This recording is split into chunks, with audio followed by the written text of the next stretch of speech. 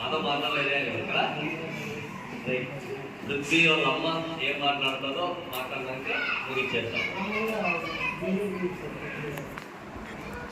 నమస్కారం. మా అబ్బాయి పృథ్వీ ఇక్కడ ఎంపీ స్కూల్ విశాఖపట్నంలో 6th క్లాస్ చదువుతున్నాడు. మా అబ్బాయి వచ్చేసి బెంగళూరుకి ఎగ్జిబిషన్కి వెళ్ళాడు. ఇక్కడ వాళ్ళ హెడ్ మాస్టర్ సార్ తీసుకొని వెళ్ళి అనంతపూర్లో సార్ వాళ్ళకి అప్పచెప్పి ఇట్లా ఎగ్జిబిషన్కి అయితే వెళ్ళాడు. అక్కడైతే సార్ వాళ్ళు చాలా బాగా చూసుకున్నారు అని నాకు బాబు ఇంటికి వచ్చిన తర్వాత చెప్పాడు.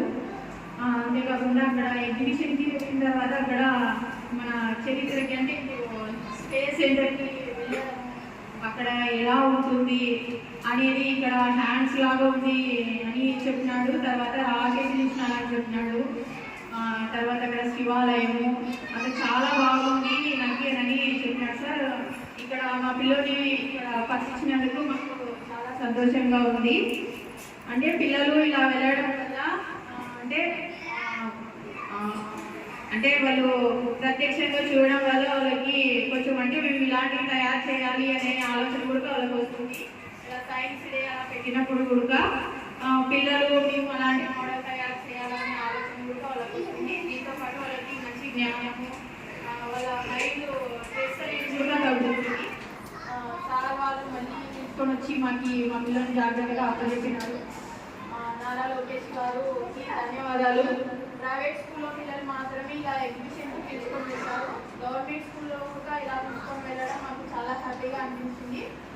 సో ఈ అవకాశం ఇచ్చినటువంటి సార్ వాళ్ళకి ధన్యవాదాలు.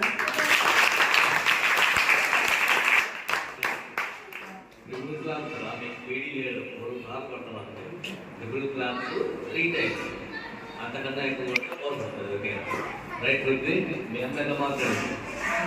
అట్లా నువ్వు మాట్లాడేవాడు ఎవరు మాట్లాడాలా? ఈరోజు జరిగింది ఇప్పుడు జరిగింది ఎవరు చెప్తావు? గల్గా ఈరోజు నేను వచ్చినప్పటి నుంచి ఏం జరిగిందనే ఎవరికి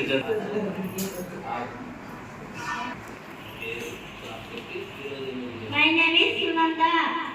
I am studying this class.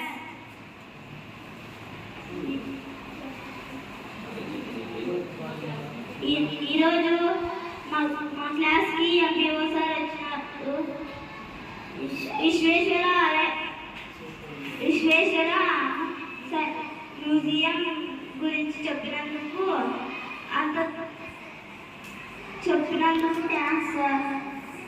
అంతా అక్కడ ఉండేదంతా నాకు తెలిసేటట్లా చేసినందుకు థ్యాంక్స్.